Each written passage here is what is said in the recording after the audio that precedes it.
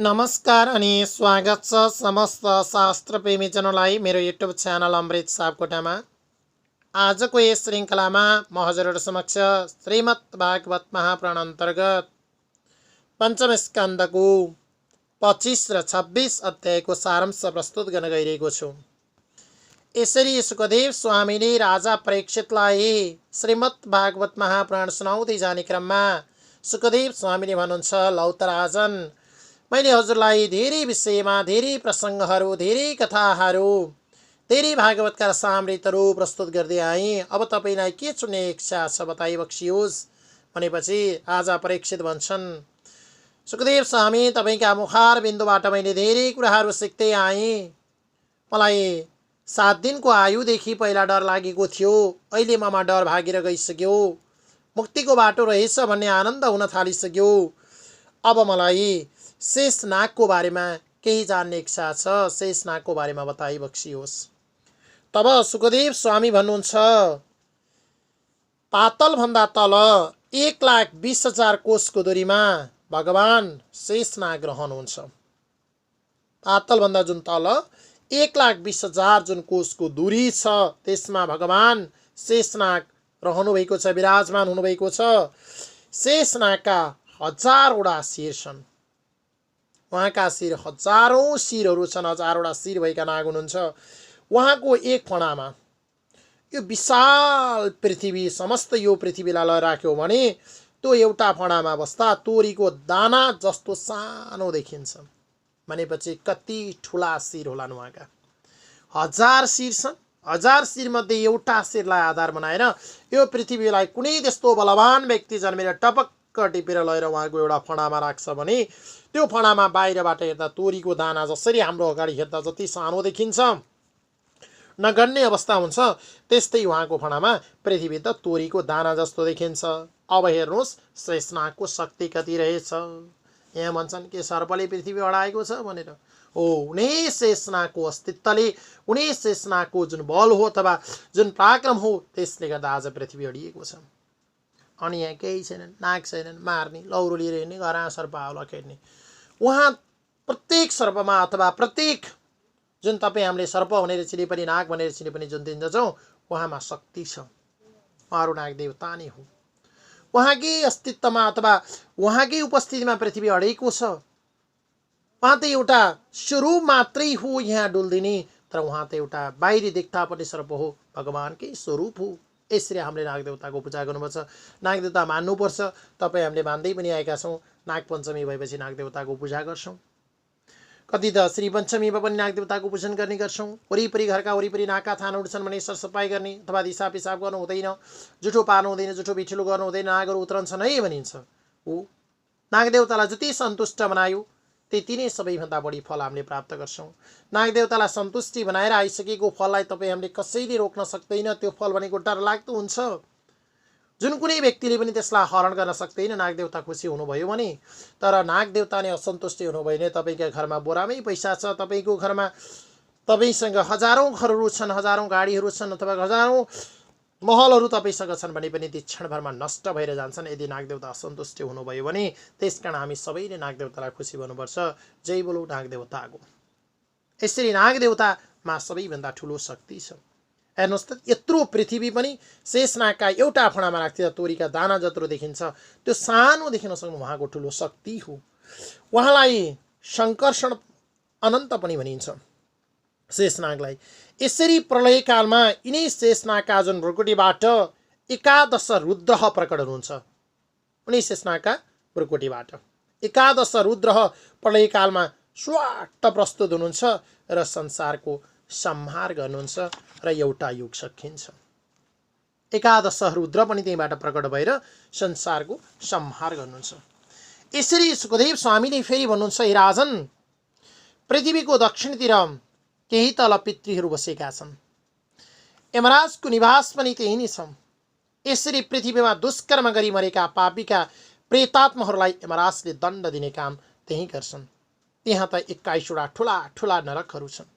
जति पृथ्वीमा दुष्कर्म गर्छन् पृथ्वीमा जन्म लिइसकेपछि आत्माको अर्काको आत्मा रहेका छन्, चोरेका छन्, ठगेका छन्, खाएको धन तिरेका छैनन्, बहिनीको धन खाएका छन् अथवा दिदीबहिनीको धन खाएका छन्, नष्ट गरेका छन्, ब्राह्मणको धन खाएका छन्, गाईलाई लात्ताले हानेका छन्, बाबुमम्मीलाई दुर्भाष्य बोलेका छन्, गुरु सज्जनको निन्दा गरेका छन्, अर्काको आठो साटो मिचेका छन्, बाटोमा दिशा पिसाब गरेका छन्, अर्काको पानी खाने ठाउँमा गएर अथवा कुनै कुभलो चिताएर पानीका लाइनहरू काटिदिएका छन्, पानीका मुहानहरू थुनेका छन्, बाटोमा काँडा लगाएका छन्, कसैलाई हिँड्न दिएका छैनन्, सामान चोरी चोरी ल्याएर आफ्नो घरको आँटीमा राखेका छन्, आफ्ना सारा इष्टमित्र पाल्नका लागि अर्कालाई रुवाएका छन्, त्यस्ता दुष्कर्मीहरू अथवा त्यस्ता नरगामीहरू के गर्छन् त? तिनी नरकमा फस्छन् र त्यहाँ त यमराजले ठुला ठुला दण्ड लिएर बसेका छन्, त्यहाँ उनीहरूले यातना दिने गर्छन्।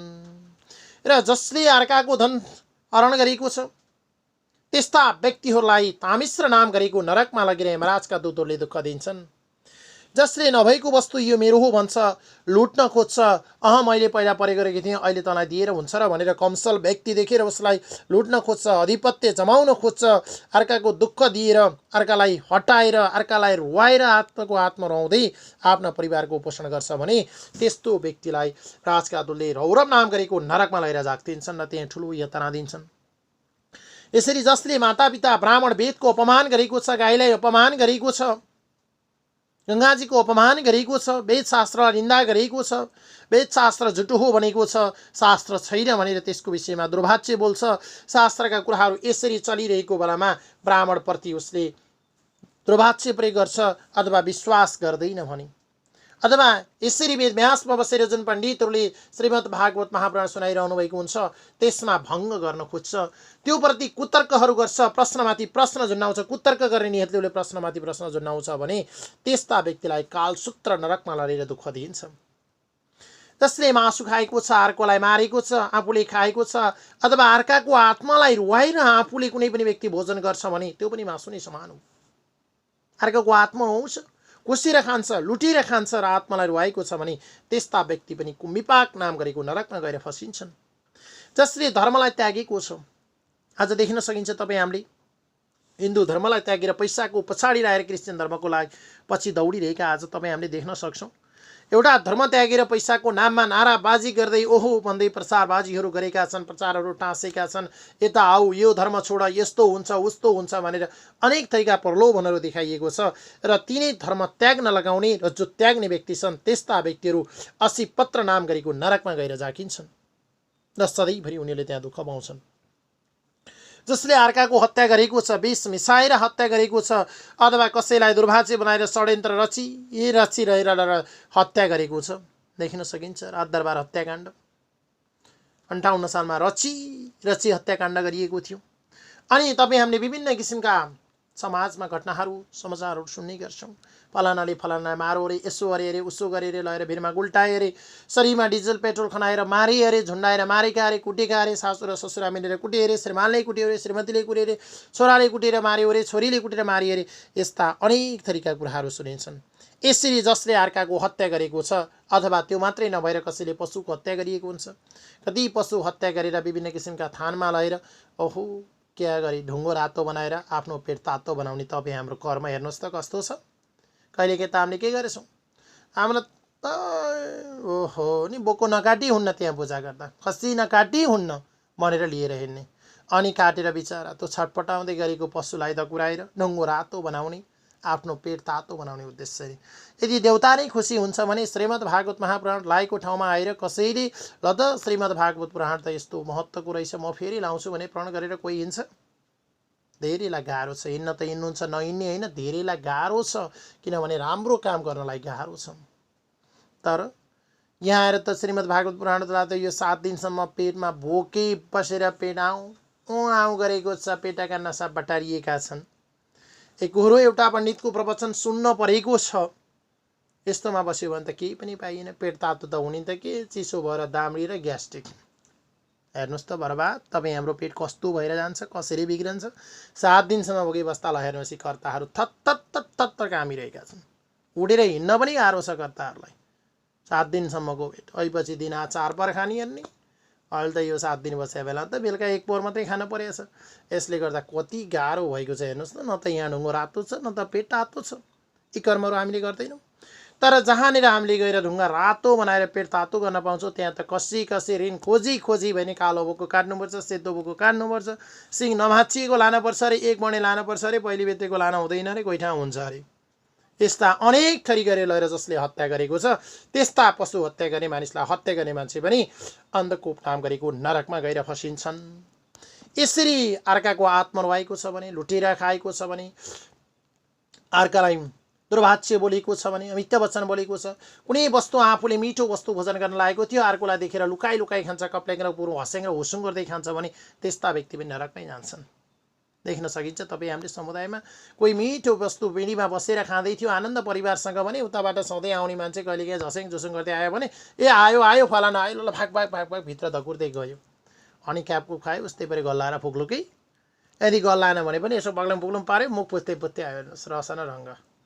अब केही गरी भित्र राखेको रहेछ अथवा भित्र छोडेर बाहिर आयो, केही छैन अनि यताउति टेलम टेलम पार्दै गेरमा पुरै खाना भ्याएको रहन्छ भने उस्तै परि भित्र गएर मुसाले खाइदिने हो कि बिरालाले खाइदिने कि कुकुरले खाने हो थाहै छैन, जाँदाखेरि सेलाएर पत्तै छैन, खानै नहुने भइसक्छ। यसरी लुकाएर खाइन्छ। त्यो बेलामा हामीले थोरै ल हो आइहाल्नु भयो, हामीले त खाना लागेका थियौँ, ल बर्बाद भयो, थोरै भयो नि चाख्नुहोस् भने यति दिने हो भने त्यो व्यक्ति कति खुसी, अर्काको आत्मा कति खुसी हुन्थ्यो, आफूलाई कति मोक्षको बाटो हुन्थ्यो र आफूले पनि कति आनन्दले खुट्टा खप्टाई स्वाद फेरि खान पाइन्थ्यो, किनभने थोरै त दियो अन्त जुठो हालै भनेर नि खाएका हुन्थ्यो नि। तर हामीले त्यो आत्मा हुँदैन, थोरै दिउँ पनि भनिँदैन, आफै कप्लक्क पार्नका लागि हामी लुकेर भित्र गएर बस्छौँ अथवा भित्र लुकेर खान्छौँ, त्यो मान्छे कतिखेर जालाएर खान्छौँ भन्छौँ। यस्ता अनेक थरीका तर्क हामीले गरिरहेका छौँ, हाम्रो समाजमा त्यो चलन। त्यस्ता व्यक्ति पनि अर्कालाई लुकाएर जसले खाएको छ त्यो व्यक्ति पनि नरकमै जान्छ। अनि कोही हुन्छ हेर्नुहोस्, कोही सासूहरूले बुहारीलाई गर्नुपर्ने गर्ने, छोरी त यस्तै थिए, फलानाई बुहारी त यस्तै थिए, कस्ता कुलङ्घारकी छोरी परेकी छ, केही देखेकी छैन, संस्कार सिकेकी छैन, केही पनि नजानेकी रहेछ भनेर घरमा भएका बुहारीलाई थिचोमिचो पारे। बुहारी बोलेको पनि नराम्रो, खाएको पनि नराम्रो, हिँडे पनि नराम्रो, उसले कुनै प्रश्न गरे पनि नराम्रो। यस्तो हुन्छ कोही ठाउँमा हेर्नुहोस्, देखिएको छ। अनि कसैका बुहारीहरू कस्ता, सासू ससुरालाई थिचो र मिचो, तिनै सासू ससुराले जोडेको जुन जमिनमा आएर आज अधिपत्य उनीहरूले जमाइरहेका छन्, तर उनीहरूलाई के गर्छन् त खाने बेला पनि लुकाइदिने। यो बुढी कति बोलेको, यो बुढो कति बोलेको हो, अब त मरै पनि हुने आइसक्यो, 84 गरिसक्यो, 2 वर्ष भयो अझै मर्दैन बुढो, कति मारेको 72 वर्षकी भई सासू मरि पनि हुन्थ्यो नि अब त। अनि कप्लक्कै खामला भोलिपल्ट 13 दिन यसो घेउरा भात खाएर अनि त मेरै रजाइ गरौँला भनेर बसेका हुन्छन्। बुहारीहरू पनि कमी त हुँदैनन्। यसरी जुन बुहारी भएर सासू ससुरालाई दुर्वच्चे बोलेकी छन् अथवा सासू ससुराले पनि बुहारीलाई आफ्नो छोरीको समानमा राख्न सकेर दुर्वाच्य बोलेका छन् अथवा दुर्व्यवहार गरेका छन् भने त्यस्ता व्यक्ति पनि नरकमै जान्छन्। यसरी कुकर्म गर्ने जति सबै नरकमा गइरहेका हुन्छन्, जसले सत्कर्म गरेको हुन्छ त्यस्ताको मात्रै के हुन्छ, मोक्ष प्राप्ति हुन्छ।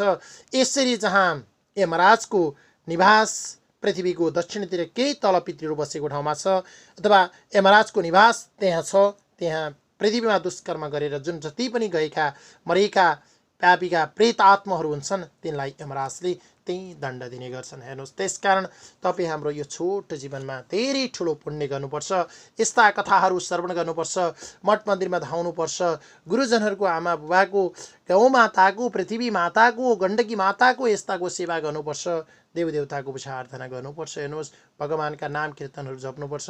यो त छोटो समय अवधि हो, जम्मा 100 वर्षको प्रमायु मानिएको छ, त्यही पनि 100 वर्ष त के 60 वर्षै बडौलीकाल लाउँछ, उस्तै गरी 62-63 फुत्तै हुन्छौँ।